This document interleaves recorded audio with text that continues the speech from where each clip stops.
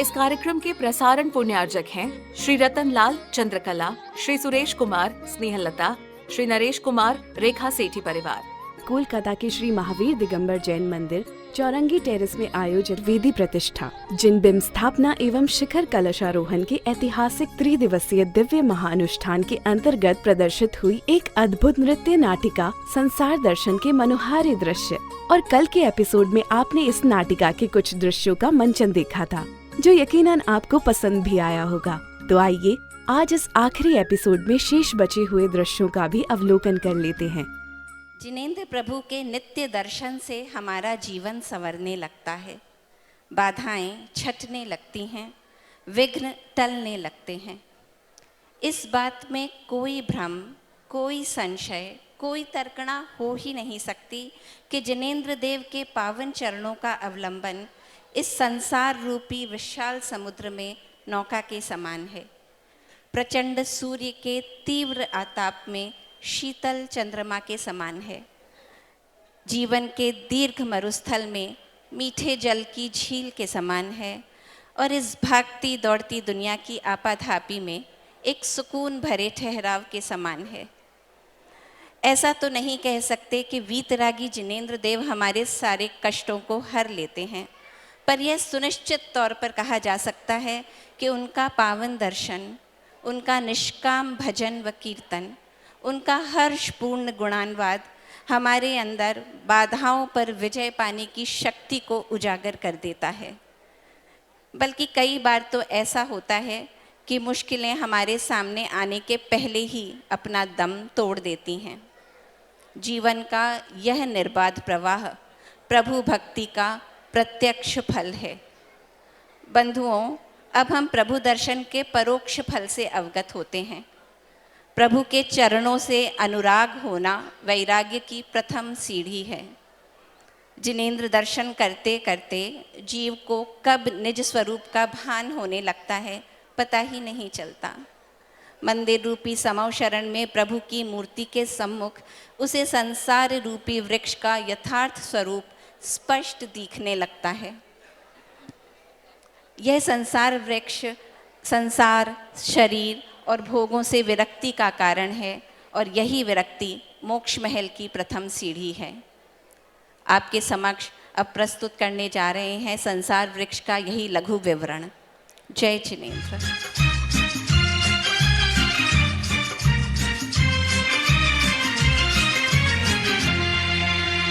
भटका फिरा रे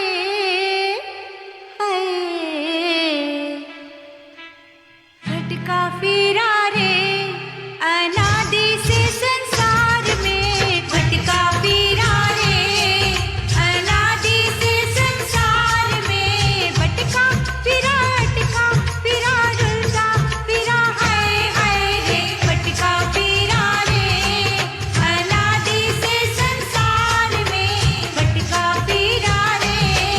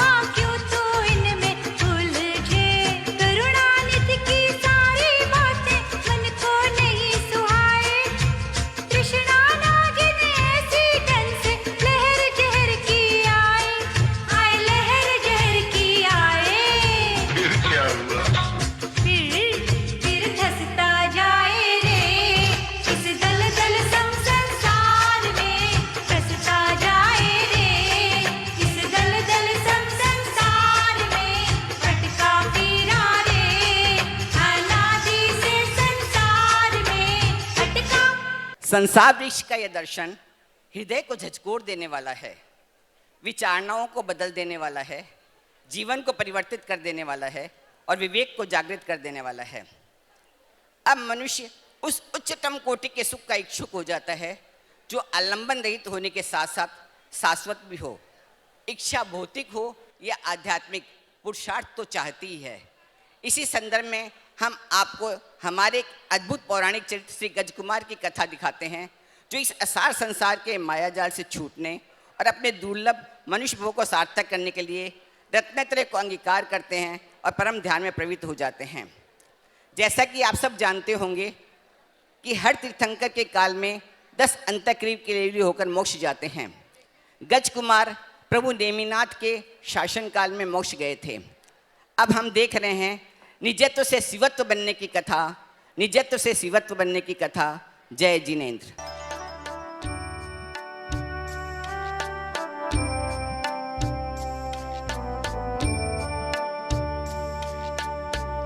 तप से होती कर्म निर्जरा, तप की महिमा गाएंगे। तप से होती कर्म निर्जरा, तप की महिमा गाएंगे। भाव सहित तप जप जो करते परमात्म बन जाएंगे। तप से होती कर्म निर्जरा, तप की महिमा गाएंगे।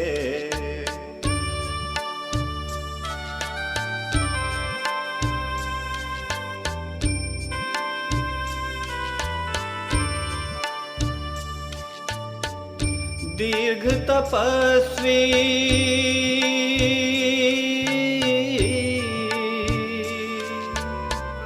दीर्घ तपस्वी आदिनाथ ने तप अग्नि प्रकटाई थी। घाति कर्म का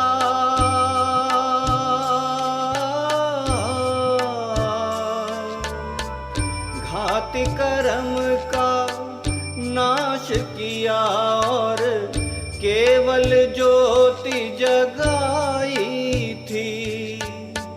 वो दिन कब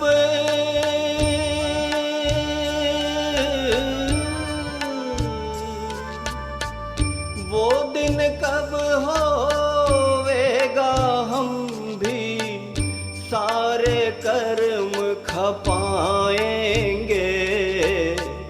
तप से होती कर्म निर्जरा, तप की महिमा। मैं समय हूँ, लौटकर न फिर मैं आऊँ, इतिहास के पट पे छाऊँ। तुझ में मुझ में फर्क क्या है, आज यह सबको बताऊँ। मैं अजर हूँ, अमर हूँ मैं, अथक चलता काल हूँ। इस सकल मिथ्या जगत में आप अपनी ढाल हूँ। पल, घड़ी और प्रहर हूँ मैं, दिवस, मास और साल हूँ। सकल व्योम की चाल हूँ मैं समय हूँ, काल हूँ। न तो दुख मेरे धारा में बाधक हो सकता है और न ही सुख, लेकिन कभी कभी मेरा प्रवाह भाग्य की रेखाओं से अवश्य बाधित होता है। उस क्षण तो मैं भी ठिठक जाता हूँ जब कोई मानव महामानव बनने की राह पर अग्रसर होता है। मैं नेमिनाथ भगवान के जन्म से पवित्र हुई प्रसिद्ध द्वारका के वासुदेव और रानी देवकी के महल में खड़ा हूँ। इनका पुत्र गजकुमार है, जो कि कृष्ण का छोटा भाई है तथा 22वें तीर्थंकर अरिष्ट नेमि के चाचा का पुत्र है। गजकुमार बड़ा ही वीर है। उसके प्रताप को सुनकर ही शत्रुओं की विस्तृत मान रूपी बेल भस्म हो जाती है। वासुदेव के समान गज कुमार ने आज रात्रि के अंतिम प्रहर में एक मधुर स्वप्न देखा है, जिसे वह अपनी माँ देवकी के संग साझा करने को अत्यंत उत्सुक है। प्रणाम हो मातेश्वरी। पुत्र, इस प्रहर में जागकर भी आज तुम बहुत प्रसन्न नजर आ रहे हो, जबकि सारा संसार सुप्त अवस्था में है। लेकिन आप तो मुझसे पहले ही शयन कक्ष त्याग चुकी हो। मैं तो प्रतिदिन इस समय शयनासन त्याग देती हूँ, पर तुम्हें इस प्रहर में जागृत अवस्था में पहली बार देखा है। मातेश्वरी, आज मैंने रात्रि के अंतिम प्रहर में अत्यधिक कल्याणकारी मांगलिक स्वप्न देखा, जिसकी प्रसन्नता से मेरी निद्रा टूट गई। कुमार, आज तुम्हारी मुखाकृति ही तुम्हारे द्वारा देखे गए मांगलिक स्वप्न की सूचना दे रही है। तब तो मेरे स्वप्न ने यदि साकार रूप ग्रहण किया तो सबके मन को हर्षित करने में सफल होगा। स्वप्न का देखना तो मस्तिष्क का मनोविकार होता है, फिर सभी स्वप्न यथार्थ रूप को धारण नहीं करते, लेकिन रात्रि के अंतिम प्रहर के स्वप्न प्राय सिद्ध होते हैं। उस प्रहर के स्वप्न के सत्यता का क्या प्रमाण है? पुत्र, नाभि राय की रानी मरुदेवी ने 16 स्वप्न इसी प्रहर में देखे थे, जो पूर्ण सत्यता को प्राप्त हुए थे। कैसा अलौकिक पुत्र उत्पन्न हुआ था। महारानी जी एवं कुमार को प्रणाम हो। अरे चंदा, आज तो तुम भी बहुत शीघ्र आ गई हो। स्वामी, सेवक सभी के मुख कमल प्रसन्नता से खिले हुए हैं। न मालूम क्या शुभ संदेश आने वाला है। महारानी जी, अवश्य ही कोई शुभ सूचना आने वाली है। आज तो नगर में भी विचित्र ही रौनक फैली हुई है। देखो, आज समग्र गगन मंडल भी सूर्योदय की लालिमा से अनुपम छटा को बिखेर रहा है। न मालूम क्यों आज तो मेरा मन भगवान की भक्ति में लीन होना चाहता है। मुझे सभी पदार्थ रोचकता प्रदान करते हुए क्रियाशील मालूम पड़ रहे हैं। चंदा, जब अपना मन प्रसन्न होता है तब बाहर से सभी पदार्थ प्रसन्न और आनंदित प्रतीत होते हैं, पर पदार्थ प्रसन्न या अप्रसन्न नहीं करते, बल्कि स्वयं की मान्यता ही प्रसन्नता अप्रसन्नता की द्योतक है। मन की प्रसन्नता किसी कारणवश ही आती है कुंवर जी। आम के वृक्षों पर आने वाली बौर क्या बसंत ऋतु को सूचना नहीं देती? हाँ हाँ, क्यों नहीं, लेकिन कई कारण ऐसे होते हैं जिनके होने पर कार्य की उत्पत्ति हो भी सकती है और नहीं भी हो सकती है। कुछ कारण ऐसे होते हैं जिनके होने पर कार्य की उत्पत्ति होती ही है, और जिनके न होने पर कार्य की उत्पत्ति होती ही नहीं। कोई उदाहरण देकर समझाइए महारानी जी। सम्यक दर्शन, सम्यक ज्ञान और सम्यक चारित्र की एकता से ही मोक्ष होता है, और इन तीनों की एकता बिना मोक्ष है ही नहीं। मैं समझ गई महारानी जी। कुमार जी, आपके वन भ्रमण का समय हो चुका है। तुम्हारे साथी वन क्रीड़ा के लिए आ गए हैं पुत्र। अब तुम वन क्रीड़ा के लिए जाओ। अरे, मैं तो अपना मांगलिक स्वप्न सुना ही नहीं पाया। जाओ पुत्र, लौट कर सुना देना। चंदा, अब तो कुमार विवाह योग्य हो गया है। ठीक कहा महारानी जी। कुमार का किसी उच्च राजघराने की कन्या के साथ पानी ग्रहण संस्कार कर देना चाहिए। कौन उच्च और कौन हीन, इन भेदपूर्ण व्यवहारों ने ही तो हम सब के मध्य भेद की दीवार खड़ी कर दी है। इन सब व्यवहारों से पृथक होकर मात्र जीव आत्मा की ओर देखे तो आत्माओं में भेद है ही कहाँ। फिर कौन दरिद्र और कौन राजा। ये भेदपूर्ण व्यवहार भी तो अपने में तर्क संगत है। देखिए ना, आप राजाओं का वैभव हम दरिद्र कैसे प्राप्त कर सकते हैं? क्यों नहीं प्राप्त कर सकते हैं चंदा। राजा और दरिद्र मनुष्य स्वभाव से नहीं प्राप्त होता, पुण्य और पाप के उदय अनुसार होता है। पुण्य के क्षय होने पर वर्तमान में राजा भी दरिद्र बन जाता है और दरिद्र राजा बन जाता है। फिर भी एक दरिद्र धनवान बनने की इच्छा तो रखता है।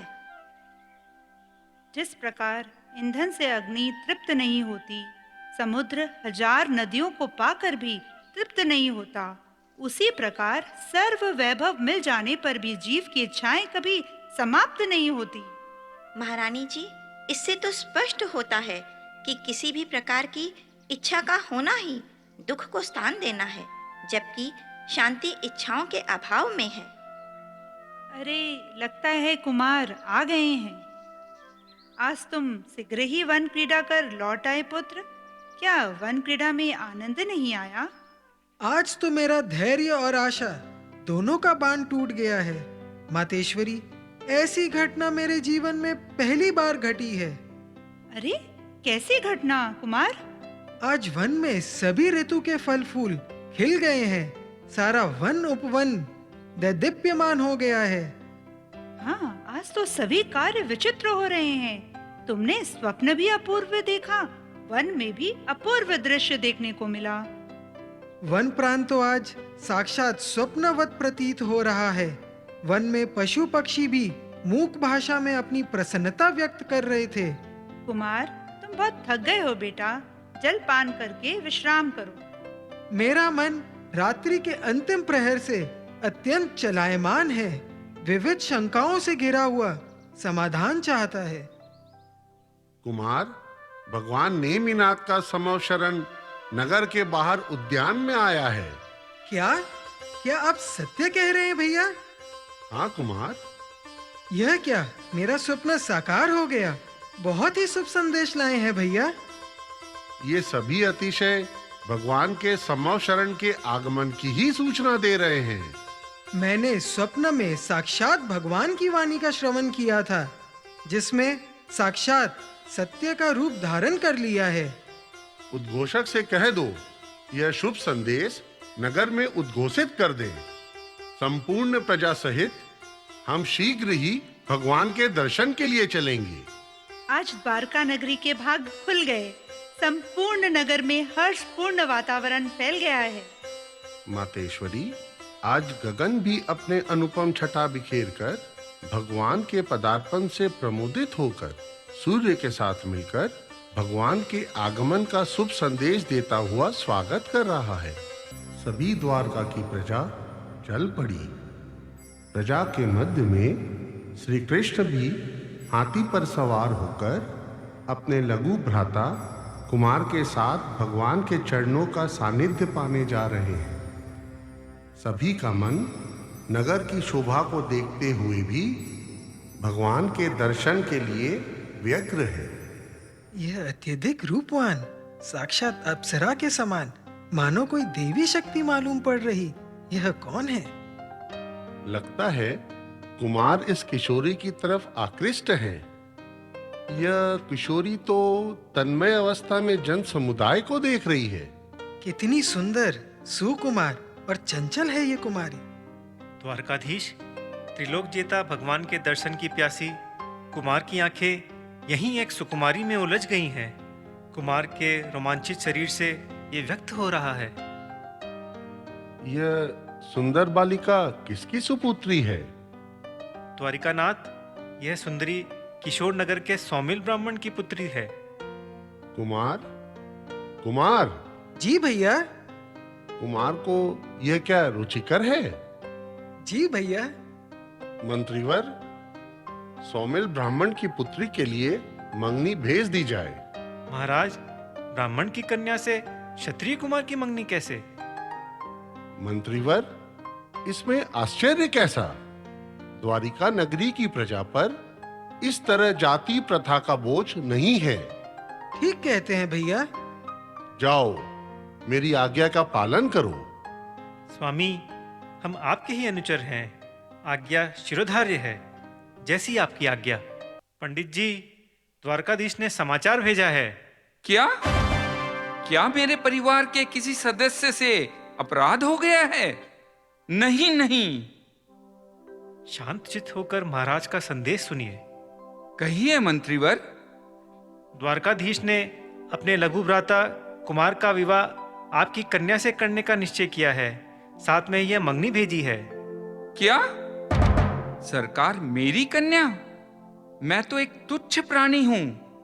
आप शायद भ्रम में हैं। यह तो बिल्कुल असंभव है। नहीं वत्स, तुम्हें स्वामी की आज्ञा का पालन करना चाहिए। वे अभी भगवान के दर्शन करने गए हैं, लौटते वक्त तुमसे मिलेंगे। अरे सुनती हो? हाँ स्वामी, कहिए क्या बात है। देखो ना, पुत्री के ऋण से मुक्त कराने के लिए द्वारकापति के यहाँ से मंगनी आई है। मैंने स्वीकृति दे दी है। क्या क्या कह रहे हैं आप स्वामी? कहीं आपने स्वप्न तो नहीं देख लिया? अरे अभी तो राज सेवक लौट कर गए हैं, यह देखो। स्वामी, स्वामी ये कैसी खुशखबरी सुना दी आपने। वाह वाह रे भाग्य की विडंबना। जिस पुत्री के विवाह की आपको दिन रात चिंता सताती थी, उसी को वरण करने के लिए द्वारिकाधीश ने संदेश भेजा है। मेरी पुत्री बहुत भाग्यशाली है। निश्चित ही पूर्व जन्म में विशेष पुण्य कमा कर आई है। मनुष्य को सभी कर्मोदय के अनुसार ही प्राप्त होता है। अब तो पुत्री की विवाह की तैयारियां करनी चाहिए। हाँ हाँ स्वामी, मैं अभी से तैयारियां आरंभ करती हूँ। पिया तो पे वारी जाऊं रे, प्रीत के मैं गीत गाऊं रे। पिया तो पे वारी जाऊं रे, प्रीत के मैं गीत गाऊं रे, पिया तो पे।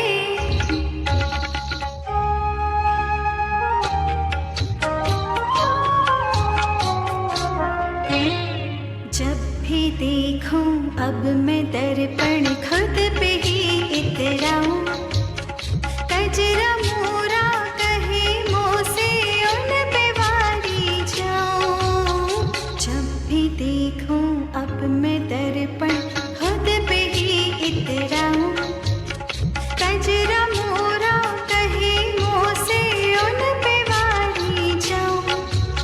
मेहंदी उनके नाम की लगाऊं, पायलियां मोरे बाजे रुन छुन छनन छन छन छनन छन छन। पिया तो पे वारी जाऊं रे, प्रीत के मैं गीत गाऊं रे, वारी जाऊं रे, पिया तो पे।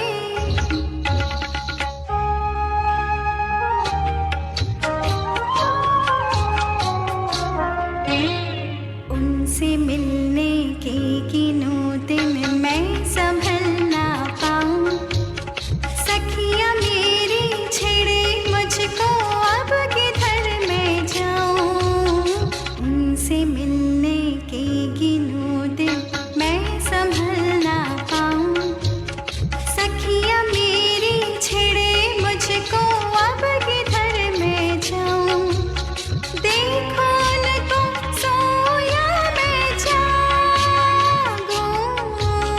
चुनर मेरी सर से थिरक है, तन धड़क है मन। पिया तो पे वारी जाऊं रे, पिया तो पे वारी जाऊं रे। इंद्र द्वारा रचित समव शरण की शोभा निरख नगर की सभी प्रजा आश्चर्यचकित है। श्री कृष्ण और गज कुमार के साथ संपूर्ण प्रजा प्रभु के चरणों में नतमस्तक होकर अमृत रूपी दिव्य वचन सुनने में निमग्न हो गई। हे भव्य प्राणी, तू यौवन, धन और घर आदि का अभिमान मत कर, क्योंकि यह काल तेरे इस यौवन, धन आदि सबको हरण कर लेगा। यह धन, यौवन आदि इंद्रजाल के समान निष्फल है। यही समझकर हे जीव, तू इनका त्याग कर और मोक्ष पथ की गवेषणा कर। हे प्राणी, यह संसार नील कमल के पत्ते पर पड़े हुए जल के समान चंचल है। इंद्रधनुष अथवा बिजली के समान क्षण भंगुर है। हे जीव, यह संसार आसार है। ऐसा तू क्यों नहीं समझता? तुझे भ्रांति से इसमें सार दिखाई देता है, परंतु इस संसार में कोई सार नहीं है। हे प्राणी, यह संसार रूपी वन अनेक प्रकार के शोक, वियोग और भय से भरा हुआ है। यह संसार रूपी वन अत्यंत पापमय है, अतः तू इसे छोड़। हे जीव, अब तू इन समस्त परिग्रहों का त्याग कर, विशेष चारित्र का पालन कर, शुभ संपत्ति से भरे हुए मोक्ष पथ को देख। इस संसार में तेरा वास्तविक मित्र शुक्ल ध्यान है। यदि तू इसे धारण करेगा तो तुझे मोक्ष पद प्राप्त होगा और अनंत सुख मिलेगा। भगवान की सार गर्भित अलौकिक वाणी सुनकर संपूर्ण प्रजा गदगद हो झूम उठी। सभी के विचारों में परिवर्तन आ गया। भगवान की दिव्य ध्वनि में तत्वों का उपदेश सुनकर गज कुमार को संसार से वैराग्य हो गया। अभी तक जो भोगों में तल्लीन थे, दृष्टि का फेर हुआ, भोग की धारा ने मोड़ लिया और योग की धारा शुरू हो गई। मोरा मन जग में घबराए, मोरा मन जग में घबराए। शुद्ध बुद्ध शिव सिद्ध बनूं अब बार बार दोहराए। मोरा मन जग में घबराए, मोरा मन जग में घबराए।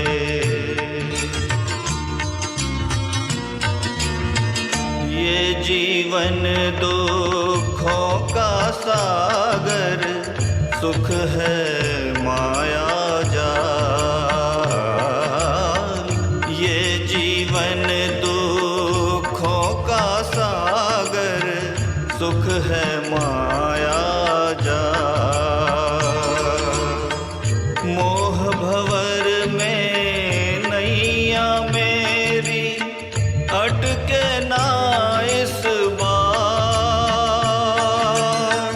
चिंतामणि सी यह नरकाया, चिंतामणि सी यह नरकाया, फिर से डूब न जाए।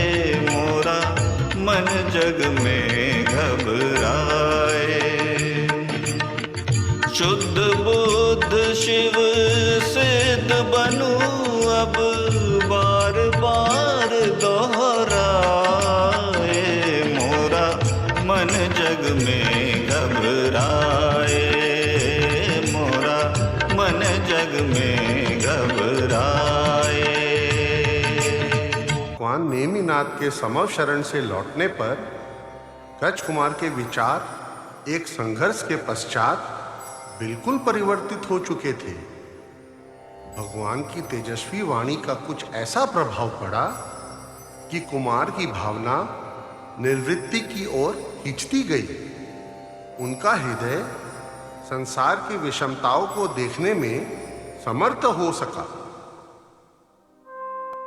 सहोदर, यह संसार तो मुझे साक्षात नाटक के समान मालूम पड़ रहा है। कुमार, तुम तो विचित्र वार्ता करने लगे। अभी से तुम्हें अपने मन में ऐसे विचार नहीं लाने चाहिए। भैया, भगवान के उपदेश से मेरा मन विराग की ओर खींच चुका है। अब मुझे सतीत्व को पहचानने में सफलता मिली है। मुझे हर एक में मातृत्व की झलक दिखने लगी है। क्या तुम भूल गए? हम सौमिल ब्राह्मण की कन्या से तुम्हारी मंगनी कर चुके हैं। अब तो तुम्हें अपना गृहस्थ जीवन सुखमय बनाना चाहिए। इन वैराग्यपूर्ण बातों में नहीं उलझना चाहिए। मेरी विकार जन्य भावनाएं अतीत के गहरे कूप में विलीन हो गई है।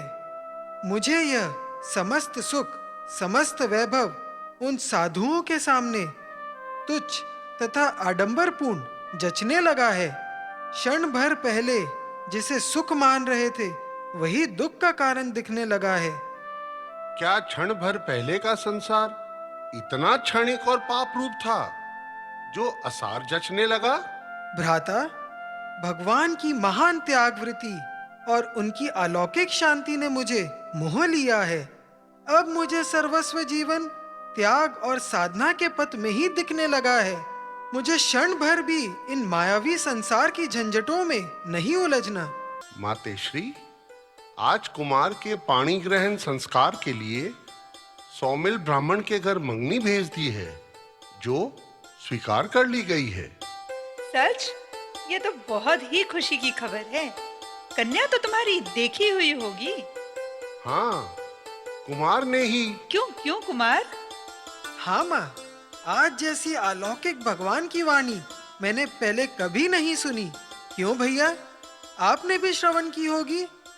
मातेश्वरी, मैं आपकी अनुमति लेना चाहता हूँ, और भैया आपसे भी। किस कार्य के लिए पुत्र? पहले आप वचन दीजिए कि मैं ना नहीं करूंगी। किस बात की अनुमति पुत्र? उतना आप निश्चित मानिए, किसी अच्छे कार्य की ही अनुमति लूंगा। फिर साफ साफ क्यों नहीं कहते? भगवान का शिष्य बनना स्वीकार करूंगा।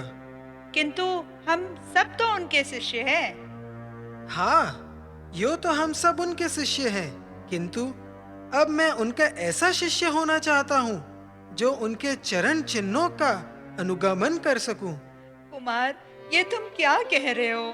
अपनी माँ को दुख देने वाले ऐसे दुर्भाग्यपूर्ण शब्द मत कहो पुत्र। माँ, आप इसे दुर्भाग्य समझकर, मेरे सौभाग्य का कारण मानकर मुझे गृह त्याग की आज्ञा प्रदान कीजिए।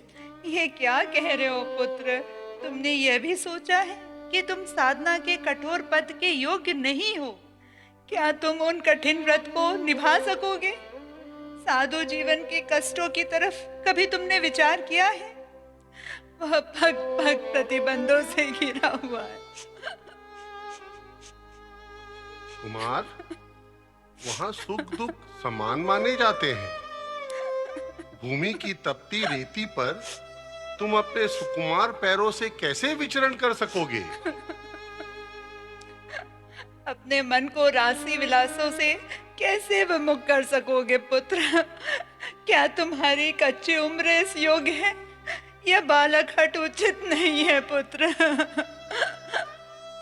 एक क्षत्रिय कुमार स्वार्थ या परमार्थ किसी के भी हेतु शत्रु पर तलवार चला सकता है, तो फिर क्या वह कर्म रूपी शत्रुओं पर विजय प्राप्त करने के लिए क्या उन कष्टों से विचलित होगा? ज्ञानी को कष्ट कहाँ? मुझे सिर्फ आपका आशीर्वाद चाहिए। भूपेश्वर, कुमार की दृढ़ भावनाओं से मैं तो विचलित हो उठा हूँ। मुझे पूरा विश्वास हो गया है कि अब यह घर में रहने वाले नहीं हैं। मंत्रीवर, इस हट पे समझाना मेरा परम कर्तव्य है, ज्येष्ठ भ्राता जो हूँ। पर यह सब व्यर्थ होगा सहोदर। अब मैं इन प्रलोभन में आने वाला नहीं हूँ। कुमार, राजमाता का कहना है आप केवल एक दिन के लिए राज्य करना स्वीकार कर लें, उसके बाद दीक्षा ग्रहण करना। हाँ पुत्र, हाँ, केवल एक दिन के लिए तुम्हारी माँ तुम्हें राजा के वेश में देखना चाहती है पुत्र। किंतु इससे क्या होगा माँ? एक दिन के लिए मुझे। पुत्र ये मेरे। मातेश्वरी, दुखी मत हो। मैं इस छोटी सी बात को भला कैसे टाल सकता हूँ? मैं विवश होकर तुम्हारी आज्ञा स्वीकार करता हूँ। उद्घोषक को बुलाकर नगर में यह समाचार शीघ्र ही उद्घोषित करवा दो। कुमार का कल राज अभिषेक होगा। क्षण भर में यह समाचार बिजली की तरह सारी नगरी में फैल गया। नगर वासियों को बड़ा आश्चर्य हुआ, किसी को विश्वास ही नहीं हुआ। क्यों बहना, मेरी तो कुछ समझ में नहीं आ रहा, आखिर इसका क्या कारण है? उचित कहा, श्री कृष्ण के होते हुए छोटे कुमार को राज्य देना। देखो ना, नगर में नाना प्रकार की अटकलें लगाई जाने लगी है। सत्य हमेशा कड़वा होता है। देखो, ढिंढोरे ने सभी की अटकलों का निवारण कर दिया है। समस्त नगर में खुशियां मनाई जाने लगी है। कैदियों ने भी कारावास से मुक्ति पाई है। चारों तरफ चहल पहल है और आनंद का साम्राज्य छा गया है। कुमार तो बहुत ही सरल स्वभावी और उदार चित्त वाले हैं। द्वारिका नगरी की सजावट भी तो किसी दुल्हन के समान प्रतीत हो रही है। आज द्वारिका का सूर्य जागकर ज्योति बांट रहा है। चलो, हम सभी को भी उत्सव में शामिल होना चाहिए। हाँ हाँ, क्यों नहीं, चलकर प्रसाद तो प्राप्त करना ही चाहिए। ये भी खूब रही, चलिए। नाना प्रकार के मनोरंजन तथा राज्याभिषेक की क्रियाओं सहित उत्सव समाप्त कर सब नगरवासी अपने अपने स्थान पर वापस चले जाते हैं। मातेश्री, क्या कुमार अब घर में रह सकेगा? पुत्र, कुमार पर तो कुछ भी प्रभाव नहीं पड़ा। वह तो पहले की ही तरह अपने वचन पर अटल है। ये तो बहुत बुरा होगा मातेश्री। बड़े भाई के रहते छोटा भाई वैरागी हो। रो मत मातेश्वरी, शांत रहो। मैंने सभी प्रलोभन दिए, पर उसकी दृष्टि को मैं नहीं बदल सकी। ओह, मेरा तो इस दुखद वार्ता से हृदय ही फटा जा रहा है। कैसे धीरज धारण करूं, कैसे धीरज धारण करूं पुत्र।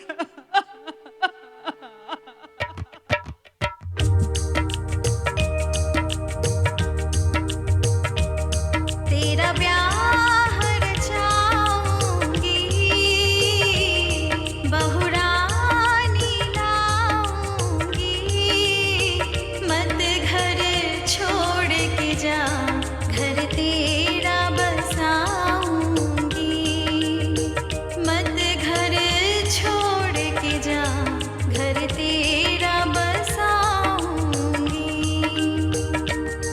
मेरा घर चेतन है और मुक्ति वधू मेरी, कैसे रहूं इस घर में, ये दुनिया नहीं मेरी, कैसे रहूं इस घर में, ये दुनिया नहीं मेरी। माना जग माया है, पर तप नहीं आसा है, कैसे तू झेलेगा, कोमल तेरी काया है, कैसे तू झेलेगा, कोमल तेरी काया है। तन तो ये पराया है, एक दिन छूट जाना है, आत्म धन पाने मुझको वन जाना है, आत्म धन पाने मुझको वन जाना है। मेरा मोह पुकारे है, तू सामने रह मेरे, मत जा लाल मेरे, जीऊं कैसे मैं बिन तेरे, मत जा लाल मेरे, जीऊं कैसे मैं बिन तेरे। नहीं कोई वियोग है ये, नदी नाव संयोग है ये, माँ मुझे रोकना अब ये भव का रोग नशे, माँ मुझे रोकना अब ये भव का रोग नशे।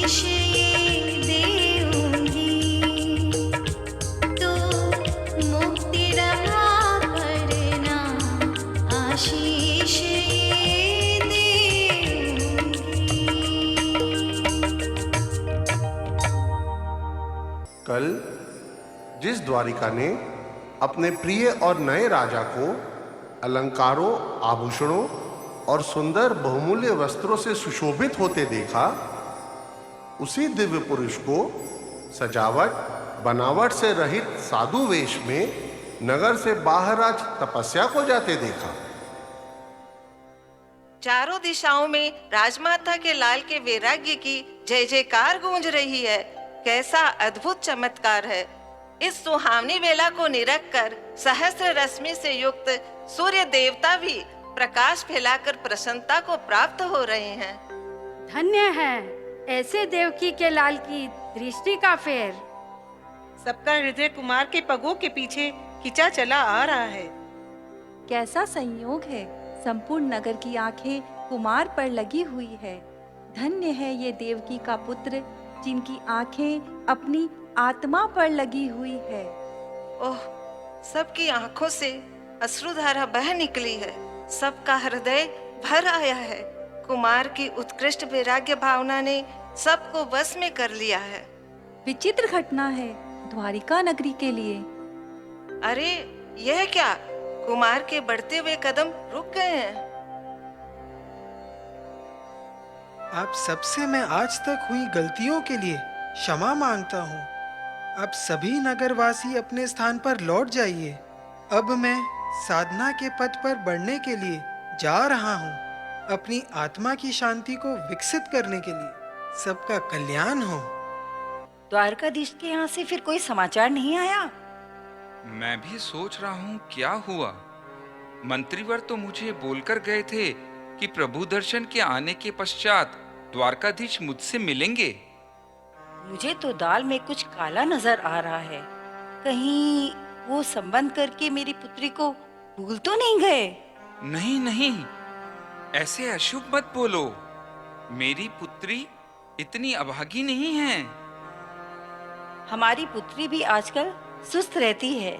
वह भी बेसब्री से कुमार का इंतजार कर रही है। मुझे भी अपनी पुत्री की चिंता है। मैं पता लगाता हूँ। गज कुमार वन में एक सघन वृक्ष के नीचे अपनी साधना में लीन हो गए। सूर्य को अस्त होते देखकर सौमिल ब्राह्मण, जो द्रुत गति से नगर की ओर बढ़ा चला आ रहा था, उसने सामने सघन वृक्ष के नीचे तपस्या करते हुए एक युवा ध्यानी को देखा। ध्यानस्थ मौन देखकर उसका श्रद्धा से सिर नतमस्तक होना चाहता ही था कि वह चौंका। हैं, यह मैं क्या देख रहा हूँ? यह तपस्वी तो स्वयं राजकुमार हैं, मेरे दामाद। कुमार, कुमार, आप यहाँ और इस वेश में? कहीं मैं स्वप्न तो नहीं देख रहा हूँ? यह छल तो नहीं है? आप इस फकीर से व्यर्थ ही वार्तालाप क्यों कर रहे हैं पिताजी? चलिए अपने घर चलिए। रात्रि अपना काला साया फैलाती हुई बढ़ती आ रही है। नहीं पुत्र नहीं, मेरी आंखें धोखा नहीं खा सकती। कुमार, कुमार, आपने ये क्या स्वांग रचा रखा है? पिताजी, क्या आपका मानसिक संतुलन बिगड़ गया है जो फकीर को कुमार कहकर संबोधित कर रहे हो? पुत्र, यह फकीर नहीं, देवकी का कुमार है। कुमार। अरे ये तो सच में कुमार है। इस एकांत निर्जन वन में इस तरह अकेले क्यों खड़े हो? क्या आपको भय नहीं लग रहा है? यह फकीर का वेश आपके योग्य है क्या? कुमार, चलो घर लौट चलो। पिताजी, लगता है कुमार अपनी माँ या भाई से रूठ कर चले आए हैं। राजमहलों को त्याग कर यहाँ आने की क्या आवश्यकता थी? यहाँ आपको कौन सा सुख मिलेगा? क्या महाराज श्री कृष्ण की अनुमति लेके आए हो? कुमार, मैं कहता हूँ चुपचाप मेरे साथ चलो। पिताजी, कुमार तो कुछ बोल ही नहीं रहे हैं। मैं देखता हूँ। धूर्त, अगर तुझे साधु ही बनना था तो मेरी पुत्री से मंगनी क्यों की? बोलिए, जवाब क्यों नहीं देते? आपको गृह त्याग का अधिकार ही क्या रह गया था? मेरी बहन के बारे में आपने कुछ भी नहीं सोचा कि उसका क्या होगा? मैं फिर से प्रार्थना करता हूँ कुमार, इस वेश को छोड़कर राजमहलों में चलिए। मेरी पुत्री के साथ न्याय कीजिए। बोलिए, बोलते क्यों नहीं? ठहरो, मैं बताता हूँ, फिर देखता हूँ यह स्वांग कितनी देर तक रहता है। पुत्र, तुम अग्नि का प्रबंध करो। रोज युक्त होकर ऐसा मत करो पिताजी। अब मैं कुछ नहीं सुन सकता। इसने मेरी पुत्री की जिंदगी बर्बाद की है। मैं इसे बर्बाद कर दूंगा। तत्काल ही उस ब्राह्मण ने पास की अर्धदग्ध चिता में से जलते हुए अंगारे निकालकर ध्यानस्थ कुमार के सिर पर मिट्टी का पाल बनाकर भर दिए। पिताजी, मानव होकर भी दानव मत बनिए। इतना कड़ा दंड मत दीजिए पिताजी। तुम चुप करो। पिताजी, पत्थर तक का कलेजा कांप उठा है। प्रकृति भी डोल उठी है इस कृत्य को देखकर, पर आपका हृदय नहीं पसीज रहा है।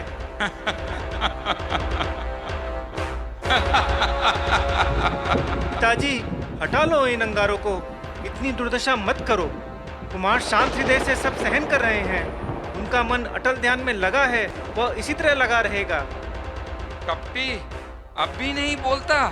क्या और त्रास दूं? कुमार तो अब भी चट्टानवत अपने ध्यान में मग्न है। धन्य है कुमार, धन्य है।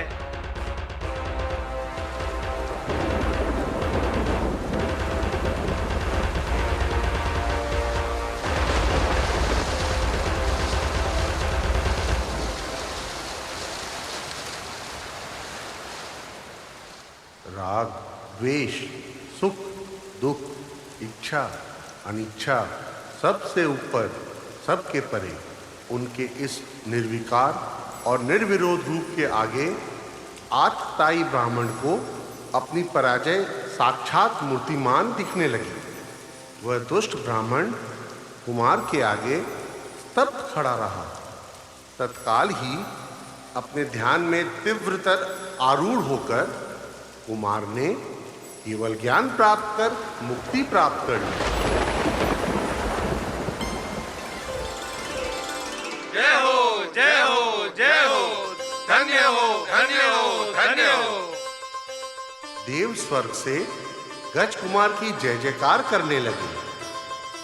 चारों दिशाएं मानो अपने अंचल में अथाह गंभीरता को अर्पित कर कुमार की परीक्षा लेकर उनके विजय की ध्वजा पताका फहरा रही है। अरे धिक्कार है मुझे। अरे ये मैंने क्या कर डाला? मैंने कैसा कुकृत्य कर डाला? कैसी है कुमार की दृष्टि का फेर, जो इस संसार रूपी समुद्र में विमुख होकर असीम आनंद को प्राप्त हो गए।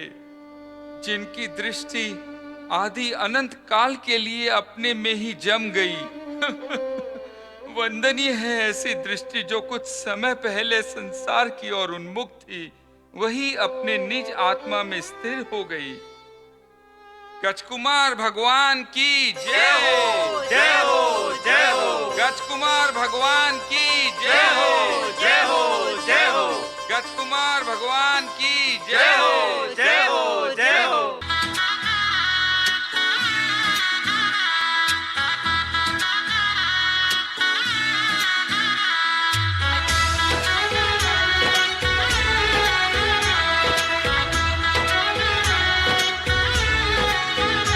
आज गली गली दीप जलाएंगे, आज स्वर्ग के फूल बिछाएंगे।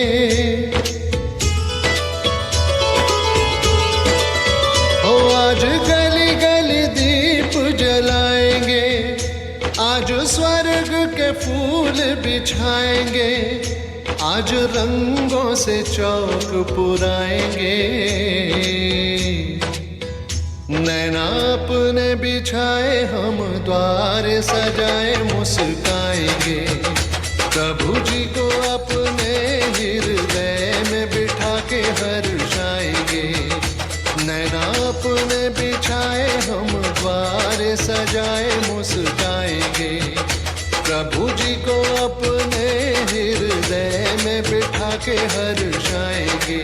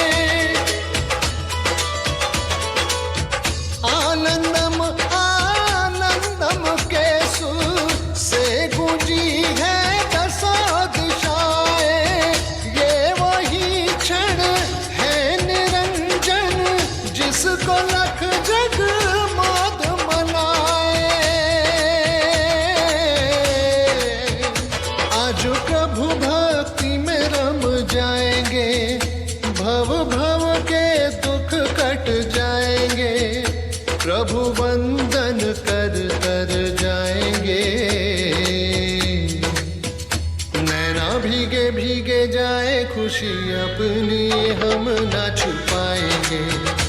मृदंग बजाओ हम मंगलाचार सुनाएंगे। नैना भीगे भीगे जाए खुशी अपनी हम ना छुपाएंगे। मृदंग बजाओ हम मंगलाचार सुनाएंगे। जाके आसमानों से चंदा तारे लाएंगे। जिन शासन के लल्ला जी तुम्हीं पर सब लुटाएंगे। तुम्हारे गीत को सरगम के साथों सुर में ढालेंगे। के मंगल गान गाएंगे, हम मंगल गान गाएंगे। श्री प्रभुवर की आरती करना है दिन रैन। आज प्रभु को मोक्ष हुआ, धन्य हुए हैं नैन। श्री प्रभुवर की आरती करना है दिन रैन। आज प्रभु को मोक्ष हुआ, धन्य हुए हैं नैन। नतमस्तक है तीन लोक और सुर नर करे प्रणाम।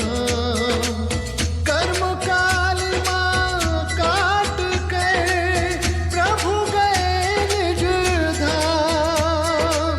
प्रभु गए निज धाम।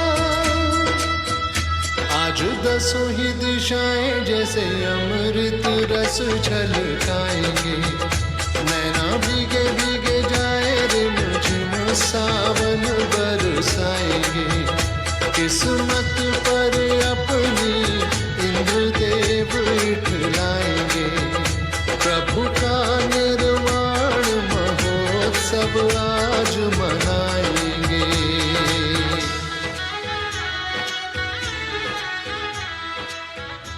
मैं रिक्वेस्ट करता हूँ सारे पार्टिसिपेंट्स, सारे वॉलंटियर्स जो मौजूद हैं यहाँ पर, कृपया मंच पर पधारें। और ये जो ऑडियंस है, you deserve a round of applause for yourself. सभी अपने आप के लिए ताली बजाएं और सभी कलाकारों के लिए मैं एक स्पेशल मेंशन करता हूँ इस पूरे प्रोग्राम के डायरेक्टर श्रीमती ममता पाटनी, कृपया मंच पर आएं। लिरिसिस्ट श्रीमती सुनीता बेनाडा और इन सब को जो बांध के रखी थी श्रीमती हीरामणि छाबड़ा, ये तीनों कृपया मंच पर पधारें। और मैं रिक्वेस्ट करता हूं सभी participants, please join ranks on stage. A special word of thanks for Nirmal ji Bindayaka, for Yuva Shakti for covering our programme, Shri Ajit Jain Gangwal जिन्होंने बहुत मेहनत किया ये मंदिर का पूरा निर्माण कार्य सुपरवाइज करने में। सभी से रिक्वेस्ट करता हूं सभी पार्टिसिपेंट्स कृपया मंच पर पधारें। तो दर्शकों, कुछ इस तरह संपन्न हुआ यह त्रिदिवसीय महानुष्ठान। यह अद्भुत नाटिका और हमारी विशेष प्रस्तुति श्रृंखला भी श्री महावीर दिगंबर जैन मंदिर चौरांगी टेरेस में आगे भी ऐसे अद्वितीय आयोजन होते रहे। और चौरांगी व सम्यक तव वर्धिनी परिवार एवं सकल दिगंबर जैन समाज कोलकाता के सभी सदस्य मंदिर दर्शन एवं धर्म प्रभावना के पुण्य कार्य में तन मन धन से अपना महत्वपूर्ण सहयोग देते रहे। इसी मंगल भावना के साथ अब दीजिए हमें अनुमति। जय जिनेंद्र। जय जिनेंद्र। इस कार्यक्रम के प्रसारण पुण्यार्जक हैं श्री रतन लाल चंद्रकला, श्री सुरेश कुमार स्नेहलता, श्री नरेश कुमार रेखा सेठी परिवार।